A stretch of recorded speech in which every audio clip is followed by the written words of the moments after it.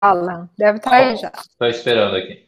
Bom, bom dia a todos. Meu nome é Vera Borges, eu sou docente da Faculdade de Medicina de Botucatu, da Unesp, e eu faço parte do grupo técnico do Ministério da Saúde em Covid e gestação.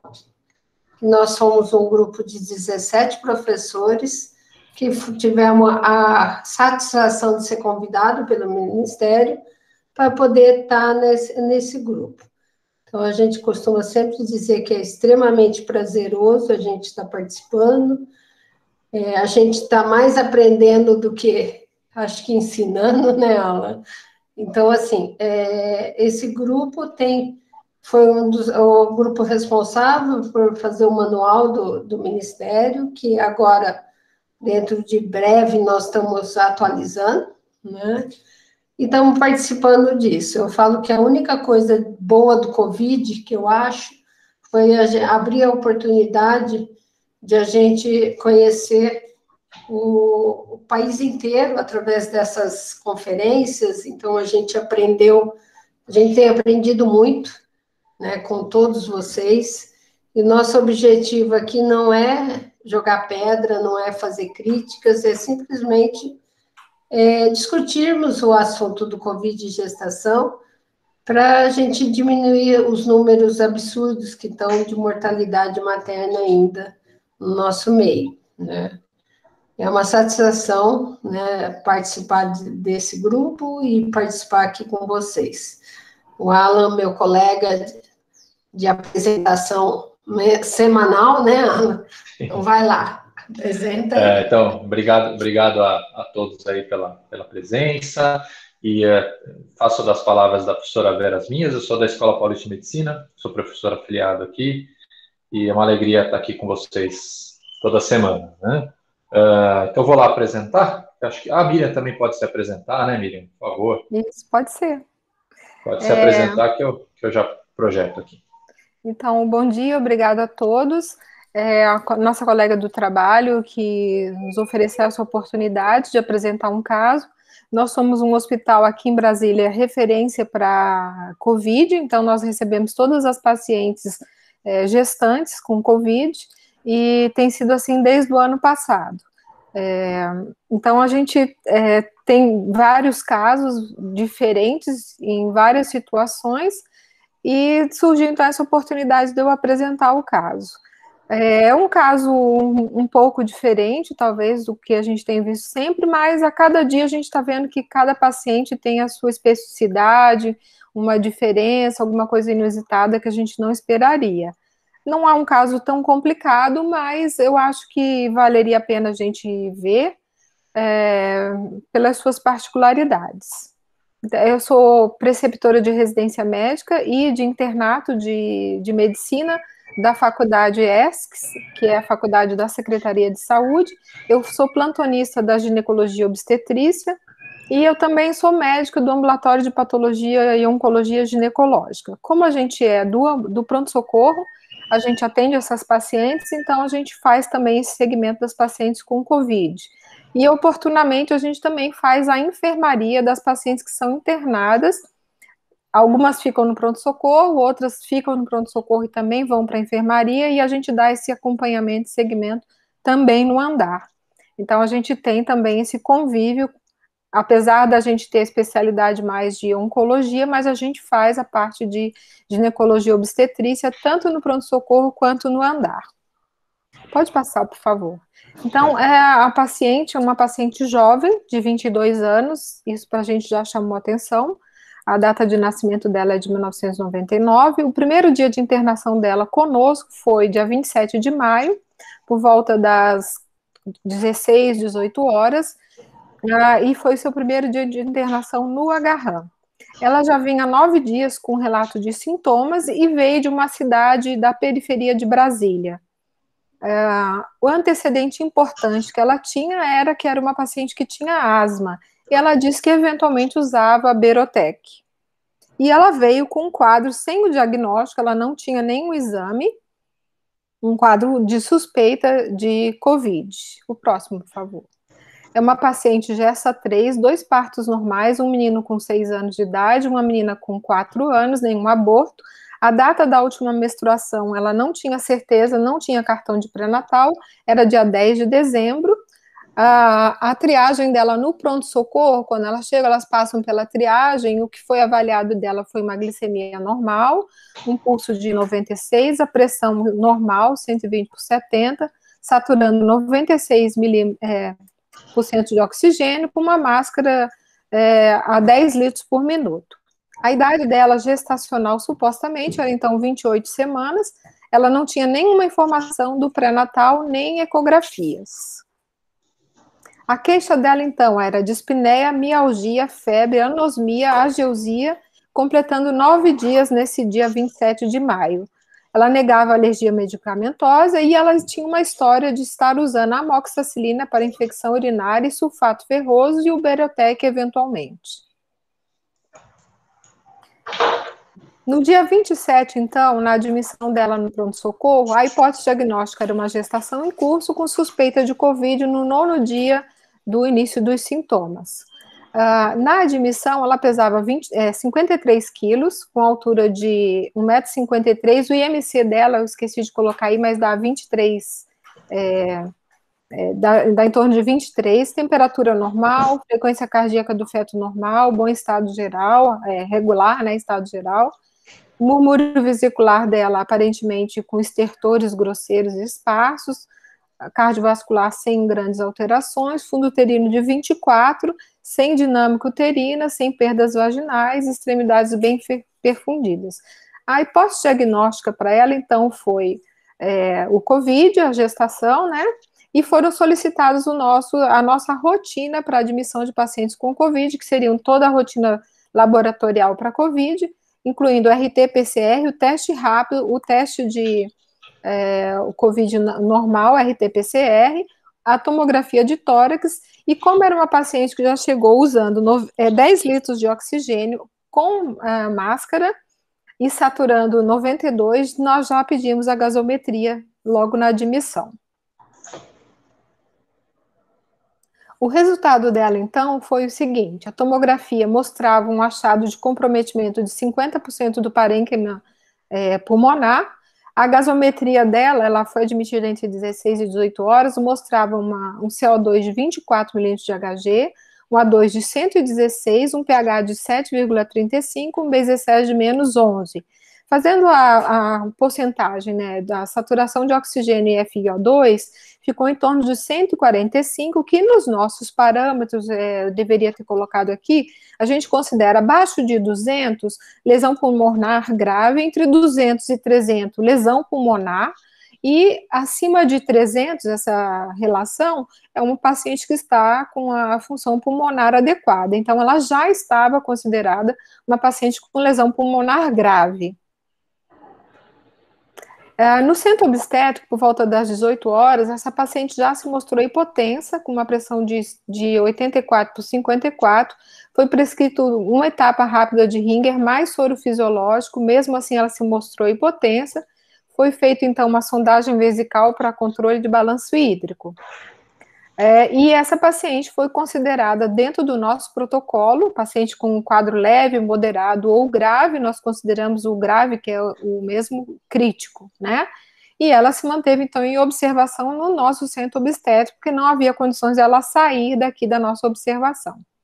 No final do dia, houve uma piora do quadro, a pressão arterial dela ainda hipotensa, a frequência cardíaca respiratória de 24, afebril, uma gasometria mostrou uma diminuição dessa saturação de oxigênio, passando para 76, ou seja, se ela já tinha lesão pulmonar grave, essa troca gasosa estava ainda pior, saturando 90%, e aí essa saturação foi aferida perifericamente, com 15 litros de oxigênio.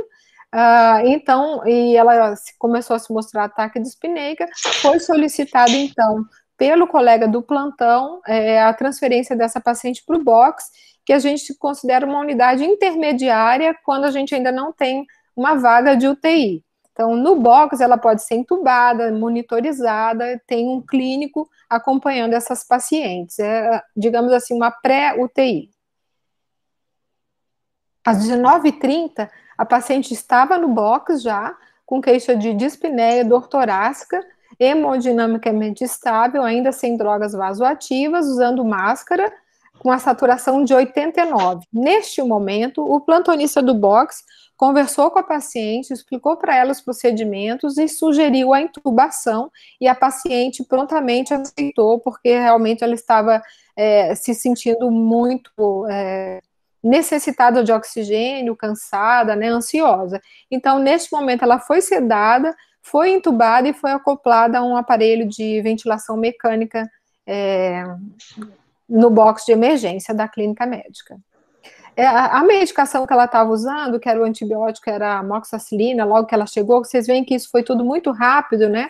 Porque ela chegou e esse quadro se deteriorou logo nas primeiras horas e tudo, já foi tudo trocado. Foi trocado por tazosina, já foi introduzido aqui mesmo enoxaparina, que é a nossa conduta, dexametasona.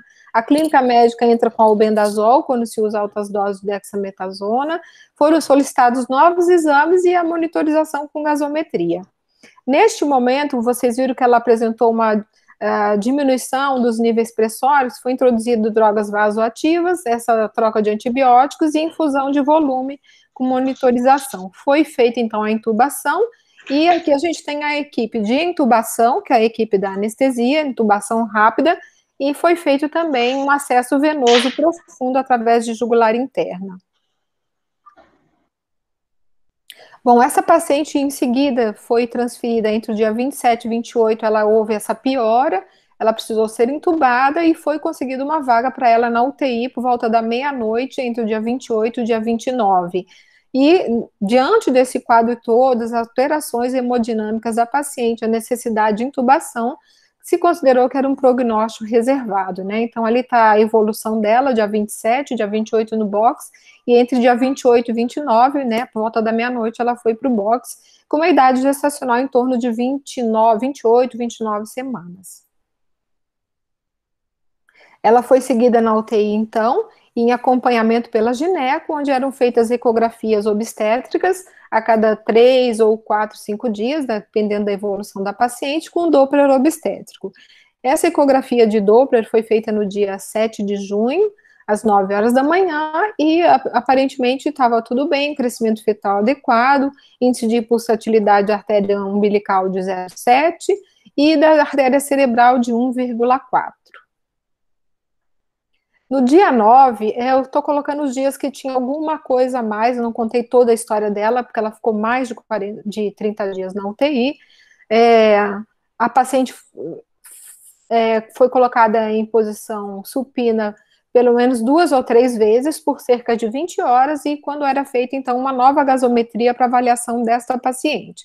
Foi feita a colocação de posição supina, sem compressão do abdômen, com proteção do abdômen, para preservar a gestação. E em seguida se fazia a gasometria, e aparentemente esses momentos de supinação davam uma melhora para a paciente.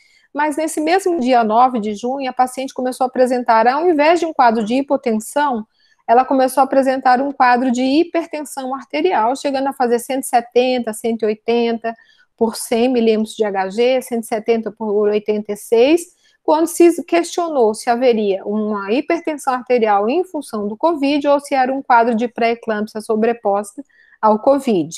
No dia 10 de maio foi iniciado o Nipridia, 15 ml hora, para haver um controle dessa pressão arterial, e foi associada a amlodipino e hidralazina para o controle pressórico, e nesse mesmo dia foi feita uma nova supinação dessa paciente. No dia 16, foi constatado pela equipe da UTI uma falência respiratória completa. Ali a gente pode ver embaixo, a paciente foi submetida nesse dia porque, com 31 semanas, que foi a idade gestacional identificada pelas ecografias realizadas no serviço, foi submetida a uma cesárea por falência respiratória, mais COVID em quadro crítico. Nasceu um recém-nascido masculino às 16h58, sem circular de cordão, hipotônico, não chorou ao nascer, o campeamento do cordão foi feito de imediato e ele foi entregue aos cuidados do pediatra. O procedimento foi sem intercorrências, foi feita a gasometria do cordão umbilical do bebê, porque está sendo feito um trabalho a esse nível aqui no hospital. Eu não tenho muitos dados para falar sobre isso, mas os dados da gasometria estão aí, a gente ainda não tem conclusões. Eu tenho outra na tela, a gasometria da paciente, é que a paciente não estava saturando adequadamente, e isso já é mais para frente, a paciente apresentou memória, ela não estava saturando adequadamente, apesar da PIP, apesar da FO2 de oxigênio de 100%, ela não passava de 50, 54 milímetros de Hg de oxigênio. Então, num estado crítico e de falência respiratória, em comum acordo com a terapia intensiva e com a obstetrícia, se optou por preservar a saúde do feto e foi procedida a intervenção obstétrica. O que a gente sempre estava vendo é que quando a gente procedia a intervenção obstétrica, parece que havia uma piora acentuada do quadro materno, então a gente sempre ficava muito inseguro de interromper uma gestação, a menos que realmente a mãe estivesse num quadro crítico e de falência respiratória. Então, nesse sentido, a mãe foi submetida à cirurgia porque nós achávamos que havia pouca possibilidade de recuperação dessa mãe, e no sentido de preservar o feto, optou-se por fazer a cesariana, ainda que pudesse agravar o quadro materno. Bom, a paciente foi mantida, então, em analgesia contínua, com fentanil, depois do dia da cesárea, e, para surpresa de todos, a paciente começou a apresentar uma melhora, ela começou a passar por um desmame do fentanil. No dia 27 de junho, essa paciente se manteve, acordou da analgesia e da pseudoanalgesia, ela estava contactante, tranquila e com possibilidade de expressar as suas necessidades, mantida com a alimentação nasoenteral. No dia 29 de junho, essa paciente foi retirada a sonda vesical. Pelo tempo de internação e de uso de traqueostomia, ela foi submetida de intubação, ela foi submetida a uma traqueostomia e depois de um tempo ela passou para ventilação espontânea, né, sem suporte de oxigênio, já no dia 29, em ar ambiente, com uma saturação satisfatória, e no dia 1º de julho já estavam organizando, junto com a fisioterapia, para ela voltar a falar, para fazer toda uma fisioterapia respiratória e, como se fala, de vocalização, devido ao tempo de internação, ao uso da intubação e da traqueostomia, que ela ainda se encontra traqueostomizada, a decanulação para retirada da traqueostomia. Ela ainda usa antibiótico, atualmente estava em uso de amicacina e polimixina, devido aos micro-organismos encontrados nas diversas culturas que foram sendo feitas. Então, é uma paciente, veja se tem mais um slide, por favor. Não, é isso. Então, uma paciente, assim, que nos surpreendeu bastante, né? A gente está muito feliz com a evolução do quadro, porque nós chegamos a um momento em que nós achamos que nós não teríamos mais essa paciente conosco. E agora nós estamos torcendo para que ela saia logo da UTI. E, aliás, está programado a saída da UTI em breve. Perfeito. Muito bom, Nina. Parabéns aí pela apresentação, pelo preparo do caso e pela condução do caso, né? A gente sabe como é difícil preparar o caso e principalmente estar na linha de frente, né? Muito mais difícil ainda, né? Então, para todos nós é bem complicado, né? Mas parabéns pelo caso, acho que foi muito bem conduzido, né? Professora Vera, se a senhora quiser começar, fica à vontade. Tá bom. Bom, primeiro, parabéns, Miriam, pela condução, por ter se prontificado a preparar o caso. Eu quero até parabenizar o pessoal, vocês aí do Distrito Federal, que são o grupo que mais entrega precocemente os casos, porque a gente, às vezes, recebe os casos 1 hora antes de ser apresentado. Isso, para nós, acaba sendo muito ruim, até por não dar tempo, às vezes, de a gente ler o caso antes e se preparar para a discussão, para trazer alguma coisa a mais, né? Acho que realmente é difícil a gente estar na linha de frente, e eu posso dizer assim, ao mesmo tempo que eu estou na linha de frente, eu também sou gestora, né? Eu sou gestora de uma maternidade em Bauru, eu sei também o quanto é difícil, às vezes, você não tá na linha de frente, mas está resolvendo todos os problemas para que o pessoal da linha de frente tenha toda a retaguarda, né? Assim, eu vou fazer algumas considerações, Miriam, mas mais com o intuito de colaborar, né, com todo mundo aí. Assim, esse caso, ele chega para vocês no centro Covid, né, num hospital que é Covid, que provavelmente é referência aí, pelo que você falou, né, do Estado, já no 9º dia, certo? Então, o questionamento que a gente tem feito, assim, que a gente tem visto, o quão, às vezes, a paciente chega um pouco atrasada para um lugar que seja referência, tá? Aí envolve vários fatores, né, que a gente sabe bem, às vezes de distância, às vezes de falta de conversa entre a unidade básica de saúde e o serviço de referência.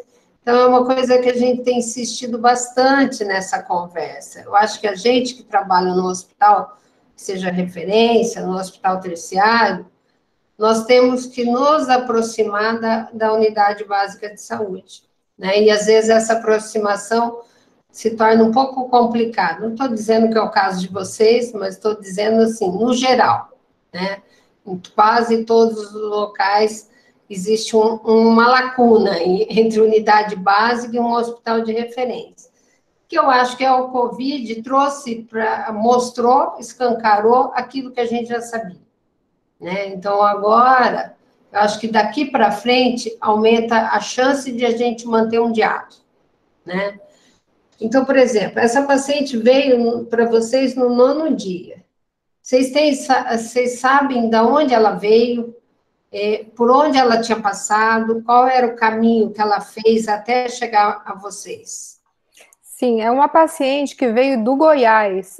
Aqui em Brasília é uma situação sui generis, né? A gente recebe pacientes, outro dia eu recebi uma paciente de Unai de 16 anos, nós recebemos uma paciente que veio de Marajó, então a gente recebe paciente da Bahia, e essa paciente veio de Águas Lindas de Goiás, que é uma situação aqui, uma região de Goiás, saindo já do Distrito Federal, né? Mas é relativamente próximo, mas é uma localização bem precária, né? O serviço público lá é bem precário, deixa muito a desejar. Ela veio de um hospital de Águas Lindas de Goiás, que é bem difícil, bem precário, e assim, até sem comunicação. Ela simplesmente veio com a ambulância da SAMU e eles trouxeram e entregaram a paciente aqui. Isso acontece várias vezes, né? A gente Então, recebe muito paciente assim. Isso é uma coisa que a gente tem que estar ciente, né? Tanto o pessoal, os gestores das unidades, né? Por exemplo, hoje em dia, transferir uma paciente COVID positivo, nessa situação que ela chegou para vocês, ela teria que vir uma ambulância, que seria uma UTI, né, ter uma garantia de que tinha oxigênio suficiente, tá? E assim, ter essa conversa antes. Eu sei que isso acontece, não acontece só aí, acontece aqui também no estado de São Paulo, várias vezes de a gente receber paciente com condições críticas e, assim, despeja a paciente para a gente e a gente, às vezes, nem está sabendo. Por que eu estou dizendo isso? Porque isso é uma situação do Covid, é um pouco diferente, talvez, de outras urgências obstétricas, né? As pacientes, elas descompensam muito rapidamente. Então, por exemplo, ela pode começar no Covid leve, dentro de 5, 6 horas, passa para o Covid moderado e daqui 6 horas ela está tendo que ser entubada. Então, esse transporte ou essa conversa tem que estar muito próximo, muito alinhado, né? Então, outra coisa que a gente tem falado, essas pacientes que, quando ela tinha diagnóstico COVID, foi vocês que fizeram o diagnóstico? Nós que fizemos. Ela não tinha nenhum exame, ela não trouxe nem hemograma, ela não trouxe o EAS, ela não trouxe nada, nem cartão de pré-natal. É uma paciente que veio sozinha, ela não tinha acompanhante e passou a internação toda sozinha, mesmo aqui com a gente, e não tinha um parceiro. A única pessoa que vinha e que deixou o telefone foi o pai dela. Então, todas as referências e contato eram com o pai. E ela já tinha 2 filhos, então, assim, é uma situação bem precária, né? A vida familiar dela, familiar, é bem precária, porque a gente não tinha a quem nos referir. É uma paciente numa situação diferente, né? Então, esse é também um grande nó. Então, você vê que é uma paciente, eu não sei se ela fez pré-natal ou não, né? Eu acredito que não, ela não tinha nem exame, nem cartão. Então, assim, é uma situação que a paciente chega para vocês em estado grave, porque eu consideraria assim, ela chegou com 92 de saturação, né? E uma paciente que estava sobre oxigenoterapia. Então, quer dizer, ela era grave, porque ela tinha uma frequência de 24, que você poderia falar até entre moderada para grave, mas ela estava com saturação menor que 95, apesar da máscara. Né? Então, quer dizer, ela já vinha numa situação grave, sem diagnóstico, né? Então, assim, em algum momento ela estava com vocês, chegou para vocês que provavelmente não tinha sido vacinada, porque se eu não me engano, ela chegou no comecinho de junho, né? Para vocês, finalzinho de maio. 27 de maio, Quando estava começando a vacinação, né, na população, no geral, assim, nas gestantes, então provavelmente ela não tinha sido vacinada mesmo, e ela sequer tinha diagnóstico de Covid, né, ou pelo menos suspeita de Covid. E ela estava recebendo antibiótico para uma infecção urinária, assim, tipo, quem prescreveu, da onde ela veio, tudo isso são coisas. Quando a gente tem uma morte materna, a gente sabe que não é um único fator, é uma sucessão de fatores que vai levar à morte materna, né? Então, isso é uma coisa que me chamou a atenção. Outra coisa que me chama a atenção no caso é que ela é uma paciente que ela estava hipotensa, num período aí, ela ficou hipotensa, mas ela tinha uma frequência respiratória, uma frequência cardíaca até relativamente normal, né, assim. Então, ela tinha uma frequência respiratória que ela não estava taquipneica, embora o caso dela era um caso grave, né, assim, ela não estava com uma saturação adequada, mas, mesmo assim, ela não estava tão taquipneica como os casos graves que a gente vê, né, e nem a frequência cardíaca dela é elevada, né, como também a gente poderia esperar. Eu tenho alguns questionamentos, assim, por exemplo, esse feto, ele foi monitorizado desde o início, com cardiotocografia, depois isso ela tem muito mais propriedade para falar, porque ele é ligado à medicina fetal, né? Por que eu quero chamar atenção? Assim, se a paciente chega com uma saturação, que nem chegou de 92, esse feto automaticamente tinha que ser monitorizado desde o início, tá? Por quê? Porque a gente sabe que a saturação abaixo de 95, ele faz hipóxia, ou pelo menos tem altamente chance de hipóxia, né? Não estou dizendo que eu acho que vocês foram brilhantes em retardar a resolução da gestação, tá? Que é aquilo que a sua fala, de que vocês têm a impressão que a mãe piora com a resolução da gestação, não é só impressão, Miriam, de fato, elas pioram, tá? Por que isso? A hora que você faz uma cesárea, você aumenta a chance de produção de citocinas inflamatórias. E a doença do COVID é um processo, quando ela está grave, ela entra na fase inflamatória. Então, você soma fatores, né, duas situações de aumento de fase inflamatória.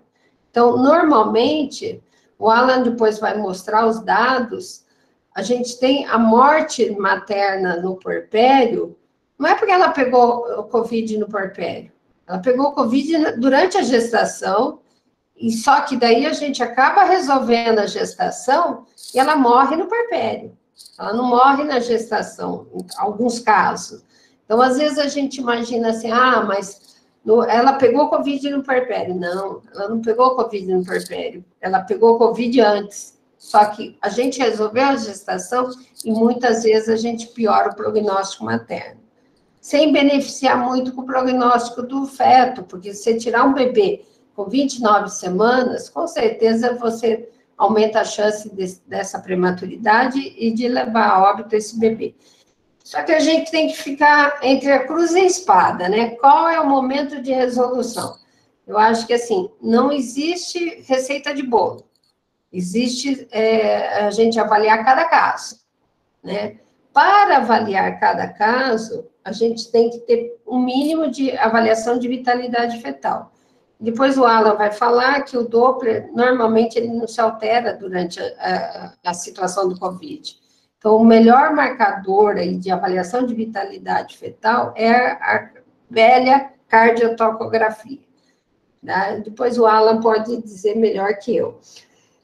E uma coisa que eu acho que foi muito benéfica que vocês fizeram foi a supinação. Foi supinação, não, desculpa, a pronação. Pronação.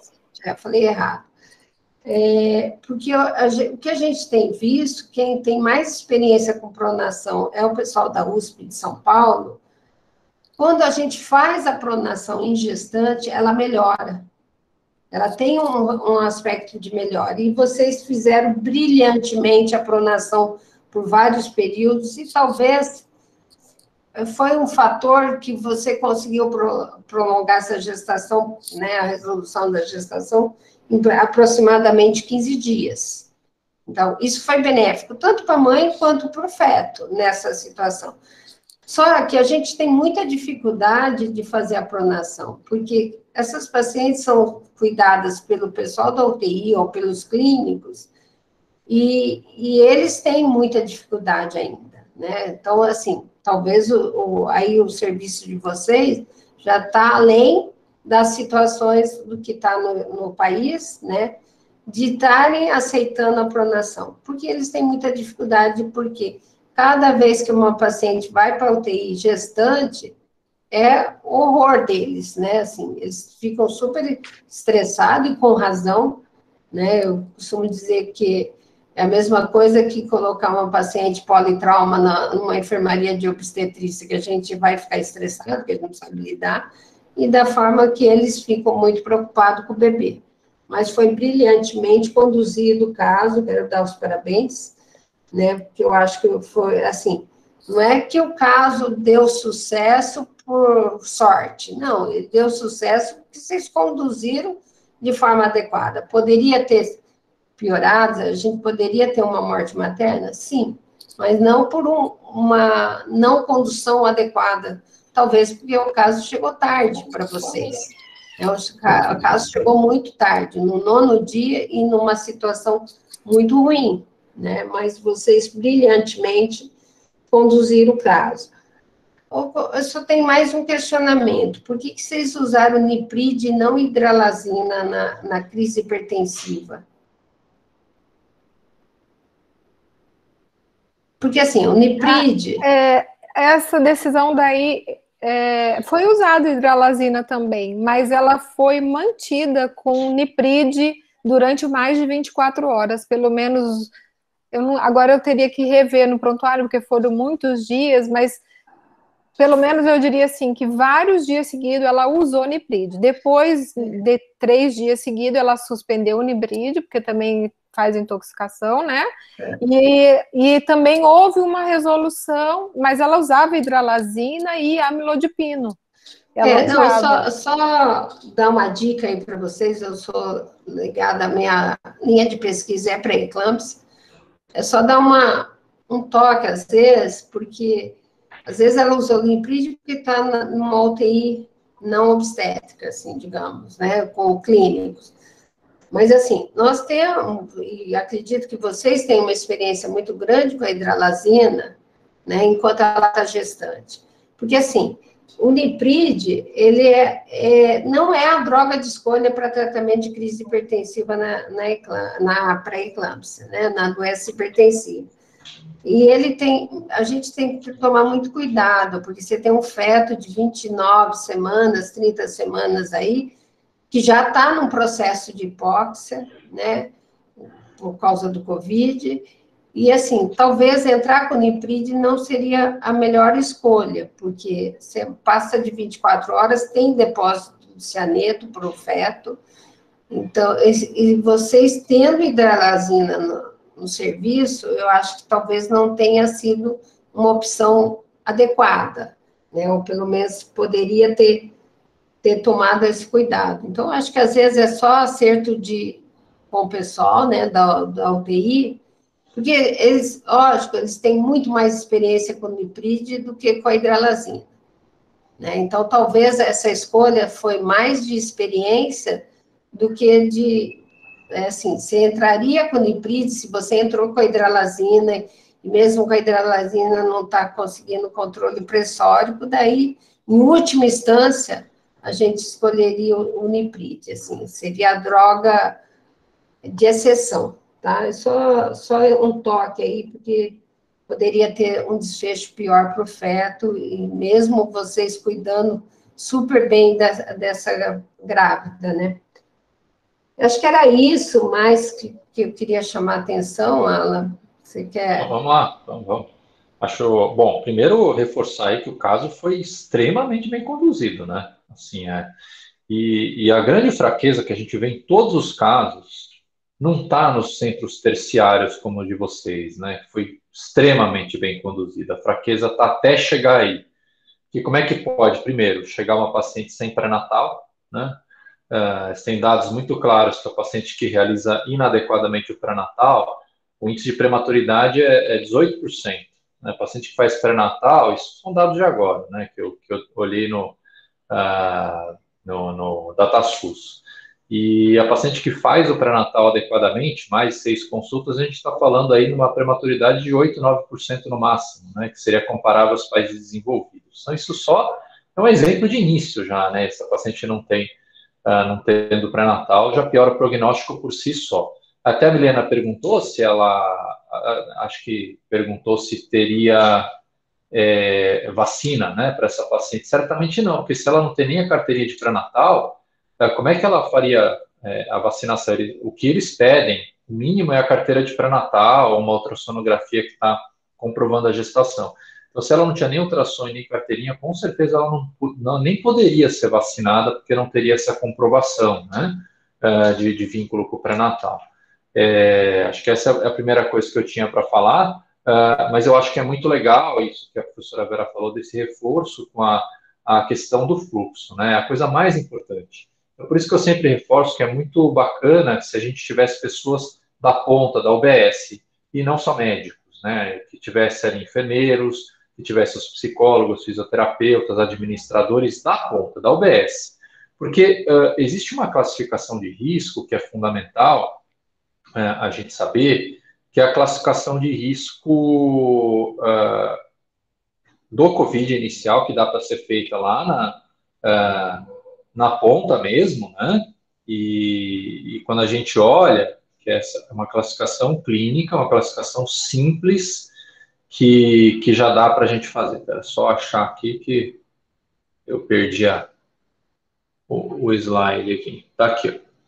Então, quando a gente olha, então, a paciente pode ser classificada lá na ponta, em leve, moderado ou grave. E isso baseado em coisas muito simples, né? Quase só de exame físico aí, né? Então, se a paciente ela já tem dispneia, se ela tem falta de ar, acabou, ela já não é mais uma paciente leve. E aí são sintomas gerais, né? Teve dispneia, acabou, ela já passa a ser moderada ou grave. Tá? Porque se ela estiver saturando, com dispneia saturando abaixo de 95 em ar ambiente, e a frequência respiratória ela tiver acima de 24, a gente já está falando num quadro moderado, mas se ela tiver com frequência acima de 30, já é um quadro grave. Tá? E aí, se ela tiver a dispneia que eu falei, desconforto respiratório, considerada uma paciente grave. Né? Se a gente colocar essa classificação, a gente já joga ela com um patamar moderado ou grave, de que ela teria que estar no local onde tem UTI. Porque as pacientes com Covid, elas evoluem muito rápido, né? Grávidas. Então, ela tem que estar num ambiente com UTI. A gente pode usar esse score obstétrico de aqui, NIOS, para classificar com 2 alertas amarelos ou um sinal vermelho, ou se ela é classificada como uma síndrome respiratória aguda grave, né, com dispneia, tudo, ela tem maior chance de evolução desfavorável. Então, são parâmetros absolutamente clínicos, baseados em frequência respiratória. Então, se está acima de 20, né? Se a saturação dela está abaixo de 95, é um sinal vermelho já. Se a temperatura dela está hipotérmica ou hipertérmica, a frequência cardíaca está taquicárdica ou bradicárdica, está hipotensa, que até ela chegou a ficar hipotensa quando internada, né? E se tiver alteração no nível de consciência. Então, esse score, que é bastante prático, ele pode ser usado lá na ponta também, que é muito importante, né? Eu acho que para caracterizar o que a gente tem em 30 de junho, então para agora, né? Pouquíssimo tempo que foi atualizado lá o Observatório Obstétrico, e semana passada o governo federal, na verdade, demorou para atualizar esses dados. Eles era para ter atualizado dia 30, mas na verdade essa atualização foi antes de ontem, quase, né? Então demorou para eles atualizarem esses dados novos, e o que a gente vê é que há um aumento muito grande, já passou do dobro de óbitos de 2020 para 2021 em gestantes e puérperas, tá? Isso é muito alarmante, a gente está no meio do ano, né? E se a gente for ver também a gravidade desses casos. Então, a letalidade disparou para o dobro em gestantes internadas e também em puérperas. E veja que a gente tem 23% de letalidade em pacientes internadas com Covid. Isso acontece porque essa paciente aqui, ela está gestante, está grave, e aí o que acontece é que acaba evoluindo para um quadro bem grave, faz o parto dela, e como a professora Vera falou, a Miriam falou, acaba liberando citocinas inflamatórias e piora, de fato, o prognóstico dessa paciente. Né? Então, aí, numericamente, a gente mostrando que desde o começo da pandemia, a resolução da gestação piora bastante o quadro dela. E se a gente for comparar com a letalidade, por exemplo, no Reino Unido, está aqui, 1,2%. Israel teve 3 óbitos no total de gestantes, né? Então, acho que a nossa cepa P1, ela realmente é pior. Além de vários problemas de fluxo, vários problemas de intensidade da infecção, a gente está com muita gente infectada, né? E o sistema de saúde não vai dar conta mesmo de fazer um atendimento de tanta qualidade. E se a gente for ver dados aqui de 2021, a gente tem 43 óbitos maternos por semana versus 10 óbitos maternos em 2020. Eu chamo a atenção para um detalhe. Nas 2 últimas semanas, a gente tem uma subnotificação muito grande, porque por esse último dado, eles colocaram um óbito na 25ª semana epidemiológica e um óbito na 24ª. Em geral, eu só consideraria a 24ª, porque eles só colocam óbitos para uma semana antes. Então, assim, está bem subnotificado. Eu acho que aqui a gente já teria uns 45, 46 óbitos por semana em 2021. Esse dado, ele está subnotificado, tá? Esse de 43. Era 44, por exemplo, semana passada, e eu acho que isso aumentou, tá? O número de internações é absurdo, né? 25 mil internações por Covid, necessitando de suporte respiratório, de isolamento. A gente não tem condição para isso. 318 internações por semana necessitando disso, não dá, né? A gente não aguenta. E aqui a gente vê o gráfico de óbitos por semana epidemiológica, tá? A gente vê que aqui teve aquele lockdown nacional com medidas restritivas, e aí começaram a cair os casos, e aqui foi o início da vacinação, em 11 de maio. E os casos continuam a cair desde então. Né? Será que foi a vacinação, foi o lockdown? A gente nunca vai saber. O fato é que a gente acha que a vacinação, sim, está ajudando bastante. Né?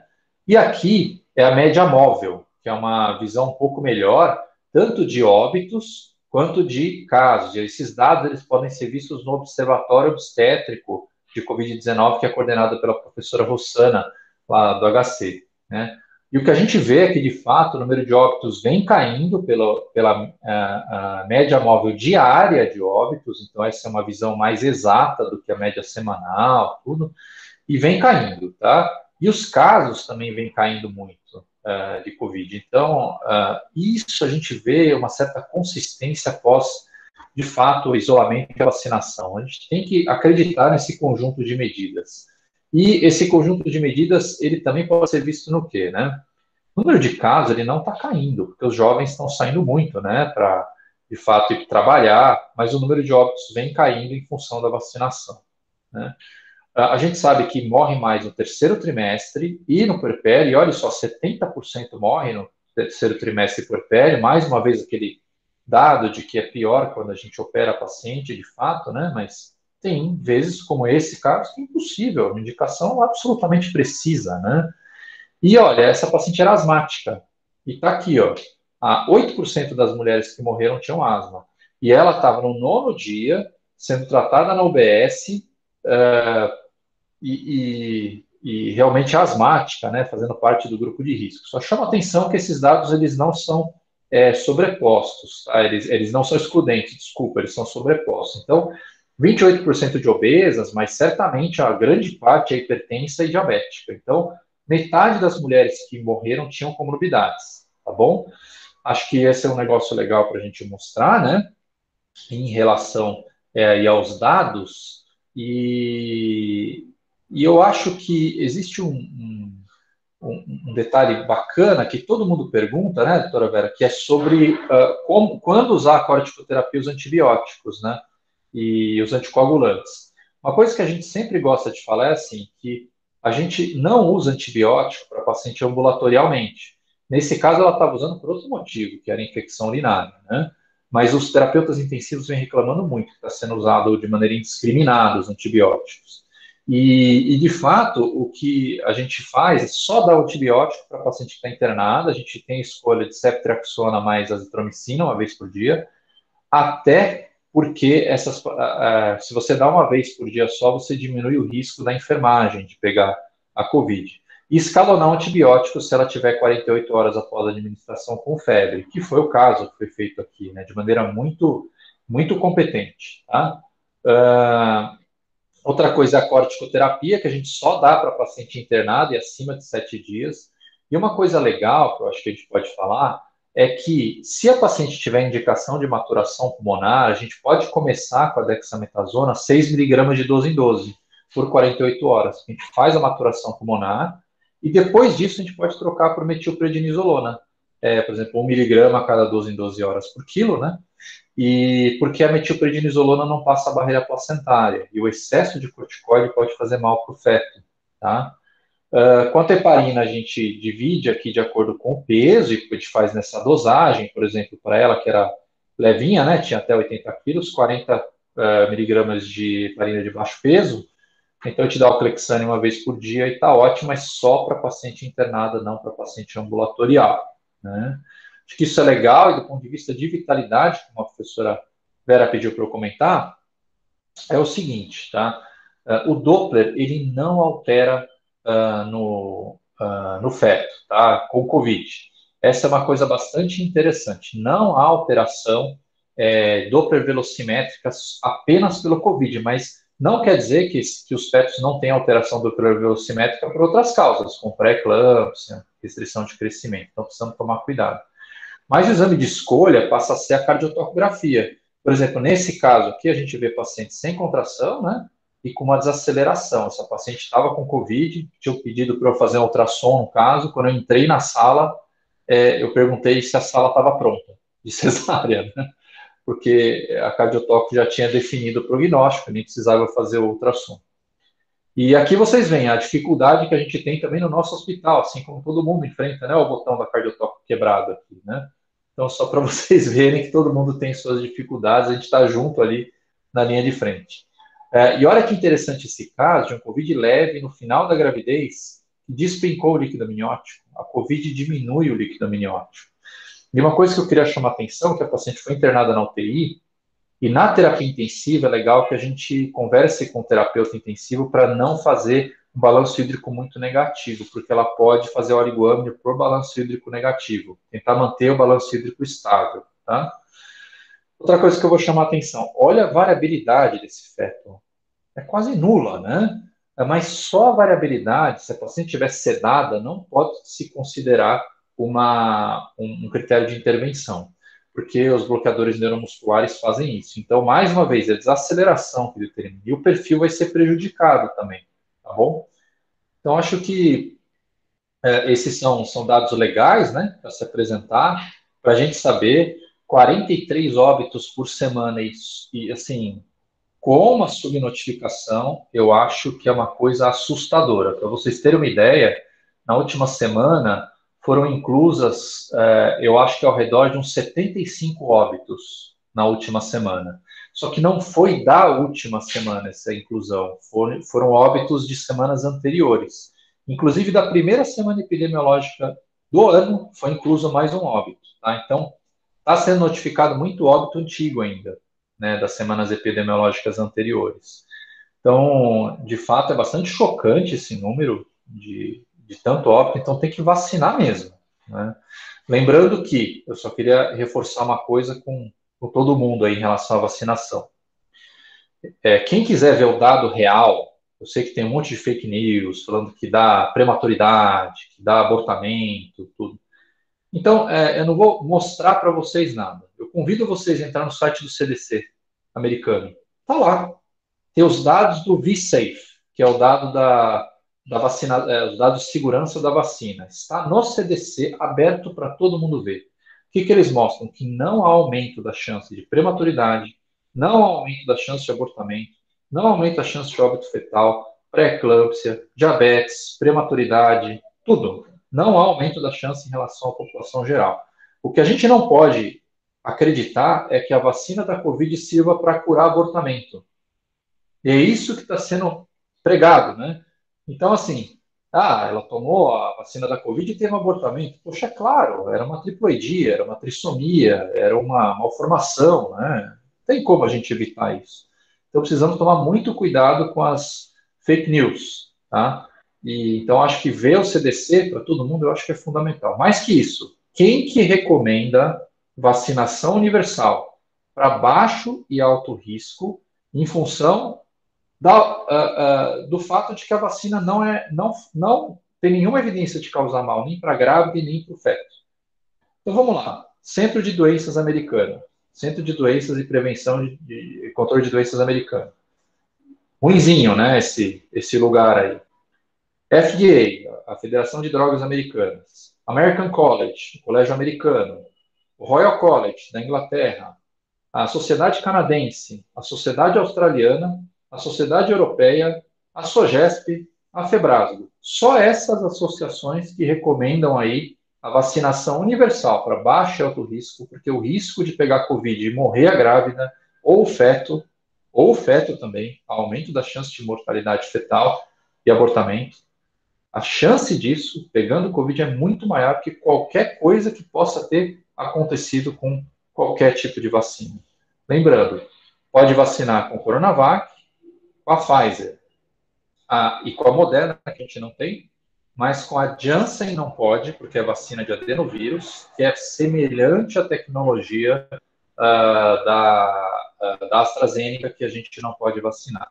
Acho que esses dados são muito legais de passar, e tem muita grávida querendo vacinar com a Janssen, que é dose única. No Brasil não pode, mas nos Estados Unidos pode. Olha que interessante.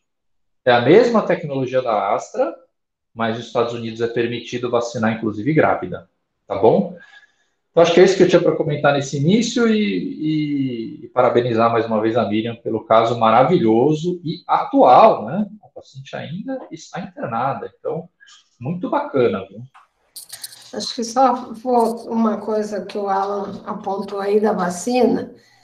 Acho que a gente tem que realmente, a única chance das mulheres de diminuir morte materna nesse momento é a vacina e o isolamento social das grávidas, né? Então, acho que a vacina É o que o Alan falou, nós não temos grandes comprovações, mas o que a gente sabe, a semana passada, acho que a semana retrasada, a Sogeste fez umas lives, né? Por uma semana a gente fez live junto, tinham 3 profissionais da Sogesp, contando para grávidas, né? Podendo entrar e fazer pergunta para a gente, quanto os profissionais. E uma coisa que eu participei de um dia, que foi muito, muito interessante, porque várias grávidas presentes, então isso foi uma coisa bem de proximidade que a gente pôde esclarecer. Muitas grávidas perguntando se, posso tomar vacina no primeiro trimestre? Né? E a minha resposta, porque assim, a preocupação de malformações, inclusive de orientações de alguns colegas, orientando para esperar 12 semanas, para evitar o risco de malformação, todos, assim, existe poucos trabalhos, mas nenhum dos trabalhos mostraram que a vacina vai levar a malformação. E a minha resposta para as grávidas era assim, ok, você espera 12 semanas, só que se você pegar o Covid com 8 semanas, pode ser tarde, 12 semanas, você pode perder a vida, na realidade, sem que é óbvio, isso, os dados mostram isso, e perder o bebê. Então, assim, existe chance de esperar 12 semanas? Eu, particularmente, não acredito que a gente possa arriscar, nesse tempo, aguardar para passar o primeiro trimestre, porque pode ser tarde. Eu vou dar o exemplo que eu estou com uma gestante lá em Bauru, né, internada, entubada, e a gestação dela era de 8 semanas. Ela está gestante de 8 semanas, pegou Covid grave, está entubada, já faz... Semana passada, ela foi para traqueostomia. Então, assim, essa mulher, talvez se tivesse sido vacinada, não sei se teria pego o Covid, mas é sempre o se, né? E eu prefiro, nesse momento, não lidar com suposições, lidar com fatos concretos. Então, acho que a gente realmente tem que defender a vacina, e esse grupo está defendendo a vacina para todo mundo, não só para as gestantes de alto risco, porque os dados que o Alan mostrou, ele mostra que nós temos 50% das pacientes indo a óbito sem nenhum fator de risco. Eram pacientes de risco habitual. Então, é por isso que a gente acaba defendendo que a vacina seja aplicada para todas as gestantes e puérperas. Né? E eu acho que a única solução para a gente diminuir a mortalidade materna, nesse momento, é vacinar todo mundo, né? Então, acho que assim, e é o que a gente está batalhando junto do Ministério e junto de todos os órgãos onde a gente está presente, é a vacinação para todo mundo.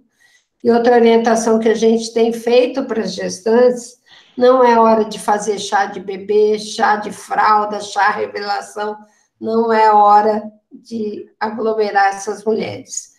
Isso é muito difícil, porque eu acho que as mulheres, nesse momento, perderam muito das coisas que a gente demorou um tempo para conseguir, né, em relação à humanização, da assistência. Nesse momento, infelizmente, a gente tem que andar um pouquinho para trás aí, nesse sentido, de que não é hora de aglomerar. O neném nasceu, a recomendação que eu tenho dado, não é hora de mostrar a criança para a família, é hora de mostrar a criança só pelo vídeo, para evitar aglomerações, né? A gente tem visto alguns casos que se contaminam participando de chá de revelação, ou chá de fralda, chá de bebê, né? Eu acho que é um momento que a gente tem que orientar muito essas mulheres para ficar em casa, né? Ficar num isolamento. Concordo 100%. Fazer uma pergunta, Miriam, você sabe se aí em Brasília, vocês têm um serviço de telemonitoramento dessas pacientes que têm Covid lá na UBS?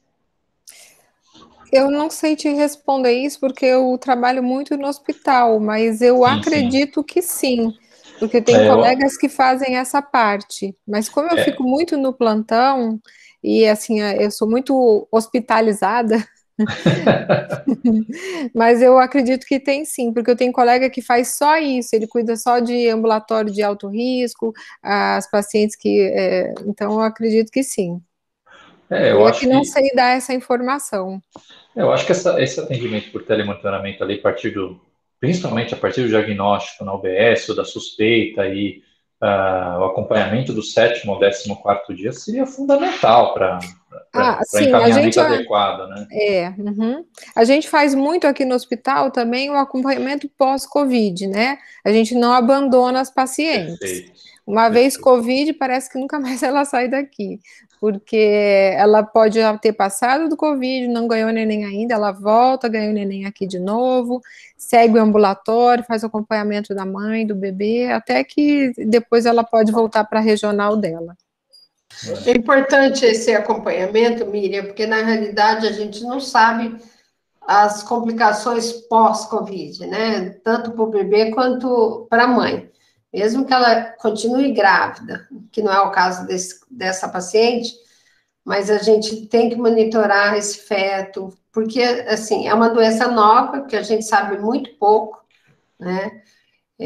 Não sei se esse bebê vai ter alguma repercussão ao longo dessa gestação, né, no caso que não foi resolvido. Então, uma das recomendações é que realmente ela continue sendo acompanhada na gestação de alto risco, para a gente saber o que vai acontecer, tanto com Ela essa mãe, vem, faz o ambulatório aqui de segmento até o bebê nascer, e depois que nasce, ela ainda é seguida.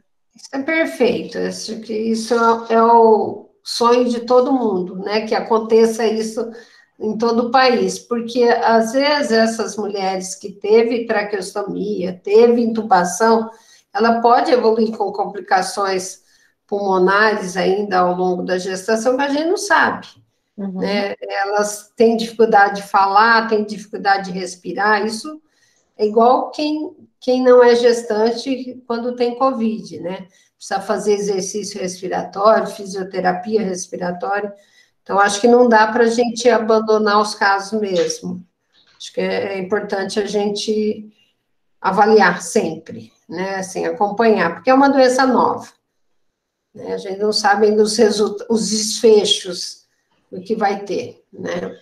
Miriam, outra coisa que eu queria te perguntar, eu acho que aqui em São Paulo, eu acho que a professora Vera tem a mesma dificuldade, a gente tem muita dificuldade de testagem aqui, né?